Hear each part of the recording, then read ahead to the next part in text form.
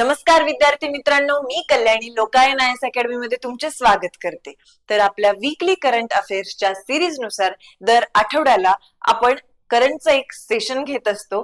चला तर मग सुरू करूया आपल्या आजच्या सेशनला experience the current with Kalyani. तर आज सगळ्यात पहिले आपण बोलणार आहोत एका अशा राज्याबद्दल ज्याने वनांना झाडांना सुद्धा सर्टिफिकेट मिळवून दिलेला आहे।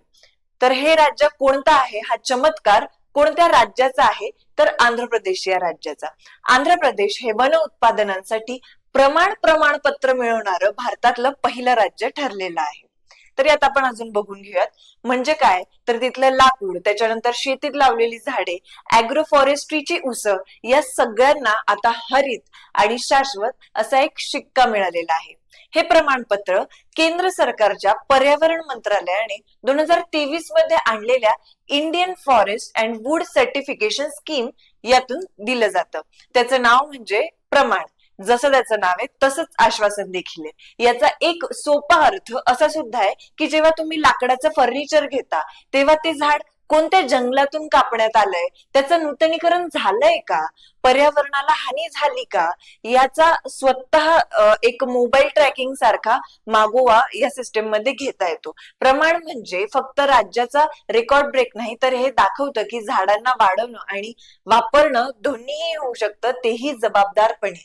तुमच्या शहरात येणाऱ्या फर्निचर मध्ये जर एक दिवस प्रमाण असं लेबल दिसलं तर त्यावेळेस नक्की समजून जा की हे फक्त लाकूड नाहीये, तर हे भारताचं हरित भविष्याचं लहानचं एक चिन्ह आहे। आपण याच्याबद्दल थोडक्यामध्ये जरा बघून घेऊया। तर आंध्र प्रदेश वन उत्पादनांसाठी प्रतिष्ठित असं प्रमाणपत्र प्राप्त करणारं भारतातलं पहिलं राज्य ठरलंय। प्रमाणपत्र नाव प्रमाणच, हेच नाव दिलेलं आहे त्यांनी। योजना कोणत्या योजनेअंतर्गत, तर Indian forest and wood certification ही 2023 ला आली होती योजना, त्या अंतर्गत हे दिलं जातंय। 2023 ला केंद्र सरकार पर्यावरण मंत्रालय जे आहे तिथून विशेष वन उत्पादनांसाठी प्रमाणपत्र मिळवणारं भारतातलं आंध्र प्रदेश हे पहिलं राज्य ठरलंय। प्रमाणपत्र काय आहे, तर हे स्वैच्छिक आहे, थर्ड पार्टी सर्टिफिकेशन प्रणाली आहे। उद्देश काय याच्यात, तर वनांचा शाश्वत व्यवस्थापन याच्यामध्ये झालं पाहिजे। अॅग्रो फॉरेस्ट्री व नैसर्गिक संसाधनांचा योग्य वापराला प्रोत्साहन दिलं गेलं पाहिजे। म्हणजे वनांचा नुसताच उपयोग आपल्यासाठी नाही झाला पाहिजे, तर तो उपयोग आपण जबाबदारीने केलं पाहिजे। या सगळ्या गोष्टी याच्यामध्ये येतात। मुख्य उद्दिष्ट काय, तर वन उत्पादनांची गुणवत्ता आणि विश्वसनीयता वाढवणं हा प्रमुख उद्देश आहे। त्याच्यानंतर पर्यावरण, अर्थव्यवस्था आणि समाज यांचा सर्वांचा समतोल राखणं, की फक्त स्वतःच्याच वापरासाठी नाही पण पर्यावरणाच्या समतोलाचा सुद्धा आपण या ठिकाणी विचार केला पाहिजे। शाश्वत कापणी ही सुनिश्चित करणं, त्यानंतर उत्पादनांची ट्रेसेबिलिटी जी आहे, मूळ जे काही आहे उत्पादनाचं ते आपल्याला शोधता आलं पाहिजे की उत्पादन कुठून आले, हे उत्पादन तयार होण्यासाठी किती झाडांचा वापर झालेला आहे, काय काय झालेला आहे पर्यावरणाचा ऱ्हास, हे सुद्धा आपल्याला त्यामागे मोजता आलं पाहिजे। हे या ठिकाणी मुख्य उद्दिष्टांमध्ये येतं। तर आता आपण बघणार आहोत एका अशा रहस्यमयी शस्त्राबद्दल जे हवेतून उडताना नजरेला देखील आपल्या दिसत नाही, पण तरीही ते बरोबर लक्ष्यावर अचूकपणे वार करू शकतं। हे शस्त्र म्हणजे भारतीय हवाई दलाचा नवीन ड्रोन आहे, ज्याचं नाव आहे वायुबाण। भारतीय हवाई दलानं वायुबाण नावाने एक नवीन प्रकल्प जगासमोर आणलाय। ही भारताची पहिली पूर्णपणे स्वदेशी हेलिकॉप्टर प्रक्षेपित ड्रोन प्रणाली म्हणून ओळखली जाते। हा हेलिकॉप्टरवरून उडवला जाणारा हवेतून येणारा बाण आहे। हा ड्रोन दोन कामांसाठी तयार केला गेलेला आहे। ते म्हणजे काय, तर पहिलं तर लक्ष्यावर हल्ला करणं आणि लक्ष्याची निगराणी करणं। एकदा का लक्ष ठरवलं ह्याच्यात की वायुबाण त्याचा एकदम थरकाप उडवून अगदी सगळं नष्ट करतो। सगळं काही इतकं स्वदेशी आहे की फक्त मेड इन इंडिया नव्हे, तर हे मेड फॉर इंडिया अशा प्रकारचा शस्त्र आहे। भारतात आता शत्रूची गुप्तचर माहिती घेणं आणि त्याच्यावर तात्काळ हल्ला करणं दोन्ही एकाच वेळी एकाच शस्त्रातून शक्य होतं, हे आपल्याला याच्यातून दिसून येतं। याच्याबद्दल आपण थोडक्यात माहिती बघून घेऊया। तर आयएफने, इंडियन एअरफोर्सने वायुबाण हे पहिलं स्वदेशी हेलिकॉप्टर प्रक्षेपित ड्रोन प्रणाली विकसित केली आहे। वायुबाण प्रकल्पाचं नाव इंडियन एअरफोर्सने प्रकार हेलिकॉप्टर प्रक्षेपित वैशिष्ट्य काय, तर भारताची पहिली स्वदेशी अशी प्रणाली आहे ही। लक्ष्यावर हल्ला व निगराणी करणं हे दोन याचे मुख्य उद्दिष्ट आहे। तर पुढे बघूयात की गुजरात आज एका नव्या इतिहासाचा भाग झालाय. 25 मार्च 2026 रोजी गुजरात विधानसभेने समान नागरी संहिता युसीसी विधेयक मंजूर केलंय. गुजरात उत्तराखंड नंतर युसीसी घेऊन येणार भारतातलं आता दुसरं राज्य ठरलं आहे. तर युसीसी म्हणजे काय हे आपण याच्या आधी सुद्धा बघितलंय काही लेक्चर्स मध्ये. सोप्या भाषेत पुन्हा एकदा सांगते की सगळ्यांसाठी एकच नियम आणि एकच कायदा. धर्म काहीही असू द्यात, हिंदू, मुस्लिम, ख्रिश्चन, पारसी, विवाह, घटस्फोट, दत्तक, वारसा यासाठी एकच कायदा लागू होणार आहे या सगळ्या धर्मांसाठी.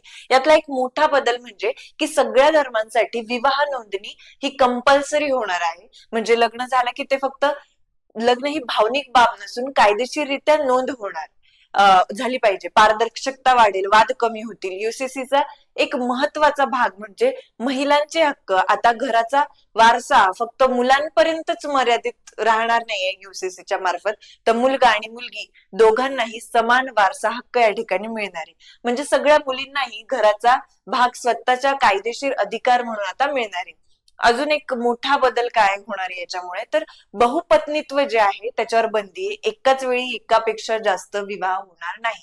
कोणत्याही धर्मात असू द्या, एकच विवाह मान्य आणि कायदेशीर असणारे. युसीसीचा सर्वात मोठा उद्देश आहे की कायद्यात समानता, समाजात सामाजिक एकता आणि न्यायाची गारव घरोघरी पोहोचवणे. गुजरातने आज एक पाऊल टाकलंय जे भारताला एका नवीन कायदेशीर युगात नेऊ शकतं. महाराष्ट्र कधी आणेल ते आपण बघूयातच पुढच्या काळात. तोपर्यंत आपण माहिती बघून घेऊया गुजरात बद्दल.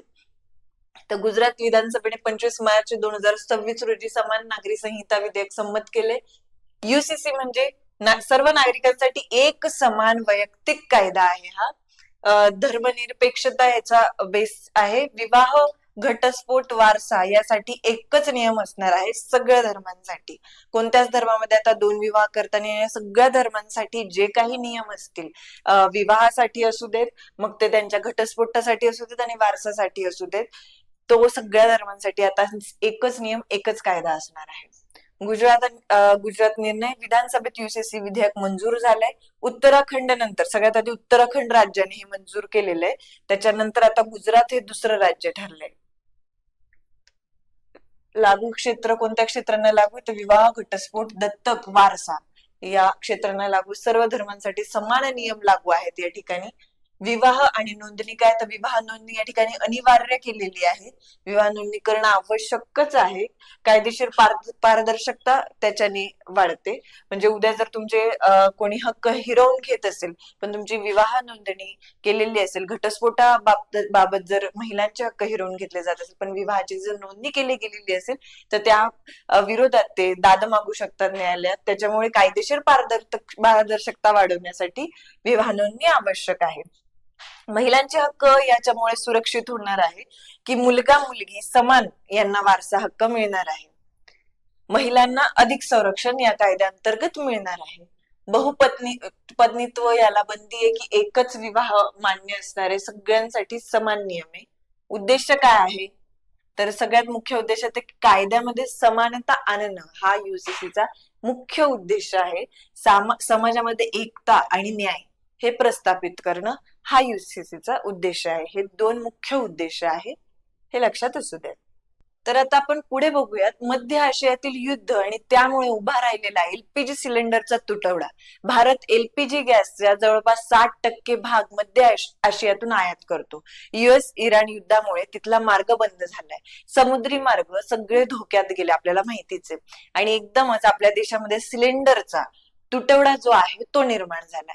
इथे एक मोठा प्रश्न उपस्थित राहिला की जर सिलेंडरचा विस्तार आणि आयात इतके अवलंबून असेल तर भविष्यात ज्यावेळेस असं युद्ध होतील, समुद्रमार्ग बंद असतील, त्यावेळेस आपण काय करणार, त्यावेळेस भारत काय करेल.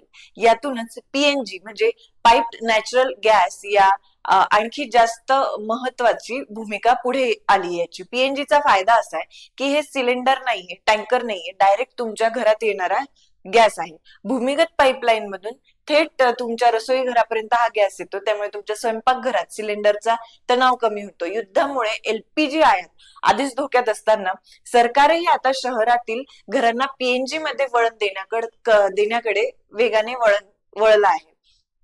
ज्या भागामध्ये पीएनजी पाईपलाईन आहे तिथे सिलेंडरची जागा थेट घरात येणाऱ्या नैसर्गिक गॅसने भरून काढली जात आहे. सिलेंडरला बंदी नाही, पण तुमच्या भागात जर पाईपलाईन असेल आणि तुम्ही पीएनजी नाकारला तर भविष्यात तुमच्या सिलेंडरचा पुरवठा मर्यादित होऊ शकतो.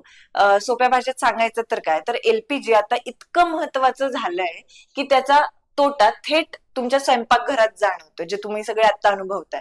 त्यामुळे सिलेंडरच्या जागी थेट पाईप मधूनच जर येणारा पीएनजी असेल तर हा ऊर्जेच्या दृष्टीने भारतासाठी सुरक्षित आणि स्थिर पर्याय सध्या ठरतोय. त्याच्यामुळे याच्याकडे बघणं महत्वाचं ठरेल. सध्याच्या युद्धामुळे पीएनजी फार चर्चेचा विषय झालेला आहे, म्हणून बघून घेऊयात. पीएनजी पाईप नॅचरल गॅस आहे, जो पाईपलाईन मधून डायरेक्ट थेट तुमच्या घरामध्ये येतो. प्रामुख्याने मिथेन आणि अल्प प्रमाणात इतर हायड्रोकार्बन बनलेले आहेत. पीएनजी हा नॅचरल गॅस आहे, प्राकृतिक गॅस आहे. याने कार्बन उत्सर्जन कमी होतं. कार्बन उत्सर्जन कमी प्रमाणात होतं पीएनजी मध्ये. हा पाईपलाईनद्वारे घरापर्यंत किंवा फॅक्टरीपर्यंत थेट पोहोचवला जातो. सामान्य सिलेंडर गॅस जो एलपीजी आहे सारखे बॉटल किंवा सिलेंडर नसते, त्याऐवजी भूमिगत पाईपलाईनद्वारे सतत गॅस येतो. त्यामुळे जर सिलेंडर संपलं तर तो एक जो टेन्शन आपण सध्या अनुभवतोय ते राहत नाही. पीएनजी मुळे तेवढी एक हे वाढते, ईज वाढते सगळ्या गोष्टींमध्ये. पुढे आता आपण एक छोटीशी बातमी बघून घेऊयात की 2029 मध्ये जे देशाचं राजकारण बदलणार आहे, हे वर्ष वेगळ्या अर्थाने लक्षात ठेवावं लागणार आहे आपल्याला. कारण त्या वर्षी लोकसभेचे राजकारणच पूर्णपणे बदलणार आहे. लोकसभेच्या जागा अत्यंत खास पद्धतीने वाढवण्याचा प्रस्ताव आहे. आता सध्या लोकसभेमध्ये 543 जागा आहे, पण 2029 मध्ये त्या वाढून 816 जागा होण्याची शक्यता आहे.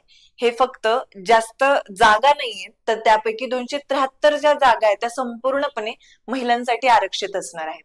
म्हणजे लोकसभेत 1/3 म्हणजे 33% जागा महिलांना राखून ठेवण्याचा नवीन टप्पा येणार आहे. हे फक्त महिला आरक्षण नाहीये, तर देशाचा सत्तेचा पाया कुठेतरी बदलणारा बदल आहे असं आपण बघू शकतो. म्हणून थोडक्यातच बघणार आहोत आपण की 543 वरून 816 पर्यंत जाण्याची शक्यता आहे आणि 1/3 1/3 एवढं याच्यामध्ये आरक्षण महिलांना मिळणार आहे, जवळजवळ 273 जागांचं. ठीक आहे, पुढे जाऊयात. शेवटी सांगायचंच झालं तर याच्यामध्ये आपण बघूयात की 2026 मध्ये जगाच्या राजकारणाचा एक मोठा टप्पा फ्रान्स आयोजित करणार आहे. G7 शिखर परिषद जी आहे ती फ्रान्समध्ये आयोजित करण्यात येत आहे. 15 ते 17 जून 2026 दरम्यान ती होणार आहे. G7 म्हणजे काय, तर जगातील 7 मोठ्या अर्थव्यवस्थांचा गट. America, Britain, France, Germany, Italy, Japan आणि कॅनडा. यात युरोपियन युनियनही भाग घेतो. ही परिषद केवळ भेट नाही, तर जगातील अर्थव्यवस्था, सुरक्षा, हवामान बदल, IT, डिजिटल धोरण आणि इतर आंतरराष्ट्रीय विषयांवर भेट घेण्याचा एक मोठा मंच आहे. भारताचे पंतप्रधान नरेंद्र मोदी देखील या परिषदेत भाग घेणार असल्याची शक्यता आहे, कारण भारत आज जगात महत्वाचा खेळाडू ठरला आहे मोठ्या अर्थव्यवस्थांपैकी. तर 2026 मध्ये फ्रान्समध्ये होणारी ही परिषद. पुढे बघूयात जागतिक व्यापार संघटनेची. तुम्हाला वाटू शकतं की G7 परिषदेमध्ये मोठ्या अर्थव्यवस्था आहे, या देशा G7 परिषदेमध्ये मोठ्या अर्थव्यवस्था असलेले देश आहेत, तर भारत का नाही, तर हे त्यावेळेस ज्यावेळेस G7 फॉर्म झाली होती त्यावेळेसचे देश आहेत. पुढे बघूयात आपण की जागतिक व्यापार संघटनेची WTO 14वी मंत्रिस्तरीय परिषद कॅमेरून मधील याऊंडे येथे आयोजित करण्यात आली आहे. जागतिक व्यापार संघटनेची WTO ची 14वी जी मंत्रिस्तरीय परिषद आहे ती कॅमेरून मधील याऊंडे या ठिकाणी आयोजित करण्यात आली आहे. पुढे बघूया. भारताचा पहिला शीत वाळवंटी नदी खोरे पुनर्संचयन प्रकल्प जो आहे हा लडाख मध्ये सुरू करण्यात येतो. लडाख तुम्हाला माहित असेल, लडाख आपण शीत वाळवंट म्हणून ओळखलं जातं, कोल्ड डेझर्ट म्हणून. त्या ठिकाणी भारताचा पहिलाच शीत वाळवंटी नदी खोर पुनर्संचयन हा प्रकल्प सुरू करण्यात येणार आहे. कोणत्या ठिकाणी? लडाखला.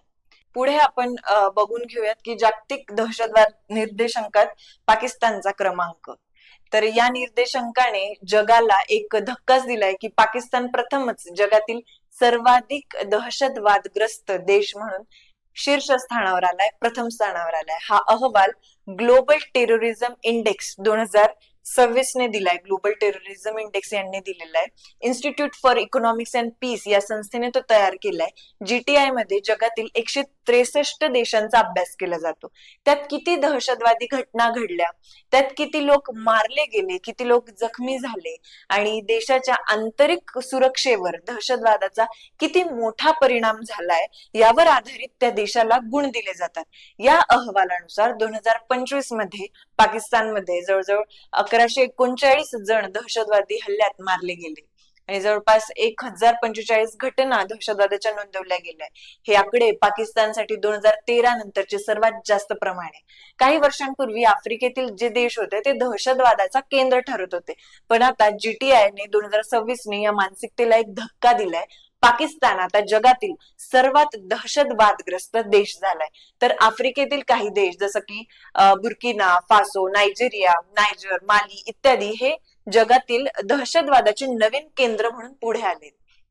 सोप्या भाषेत जर सांगायचं झालं तर दहशतवाद दुसऱ्याच्या देशात फक्त चालतो असा गैरसमज आता खोटा ठरतोय पाकिस्तानचा. जो देश दहशतवादी संघटनांना पूर्वी सावरत असला किंवा वापरत असला तर तोच देश आता त्याच्या भीतीचा प्रथम बळी बनत आहे.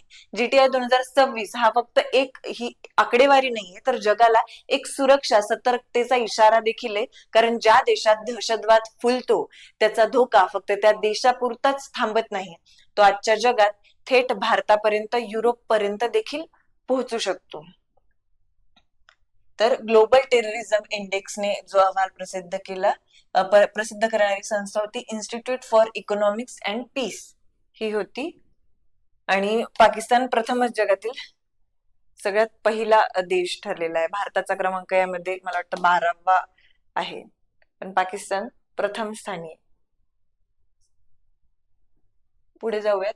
चौथी महिला महाराष्ट्र केसरी कुस्ती स्पर्धा 2026 ची विजेती अमृता पुजारी ही ठरली. महिला महाराष्ट्र केसरी कोण ठरलीये? अमृता पुजारी. पुढे बघूयात. बलेंद्र शाह बालेन यांनी 27 मार्च 2026 रोजी नेपाळचे सर्वात तरुण पंतप्रधान म्हणून काठमांडू येथे पद आणि गोपनीयतेची शपथ घेतली. कोण आहे आता नेपाळचा पंतप्रधान? तर बलेंद्र शाह हे आहेत. हे नेपाळचे सर्वात तरुण पंतप्रधान आहेत. नेपाळचे हे 47वे पंतप्रधान आहे. पुढे बघूयात की इतिहास तज्ञ डॉक्टर जयसिंगराव पवार यांचं निधन झालेलं आहे. त्यांनी मेनली मराठ्यांचा जो इतिहास आहे त्यात शिवाजी महाराज आणि शाहू महाराजांचा इतिहास यावर मुख्यत्वे त्यांनी खूप काम केलं होतं. त्यांचं निधन झालंय. त्याच्यानंतर लोअर कोपली जलविद्युत प्रकल्प हा आसाम या ठिकाणी उभारला जाणार आहे. ब्रह्मपुत्रा नदीची दक्षिणेकडील सर्वात मोठी उपनदी आहे कोपली, तर तिच्यावरच हा जलविद्युत प्रकल्प उभारला जाणार आहे. 120 मेगावॅटचा हा प्रकल्प असणार आहे. तर आजच्या सेशन मध्ये एवढंच. जर व्हिडिओ आवडला असेल तर लाईक करा, कमेंट करा, चॅनलला सबस्क्राईब करा. भेटूया पुढच्या सेशन मध्ये. धन्यवाद.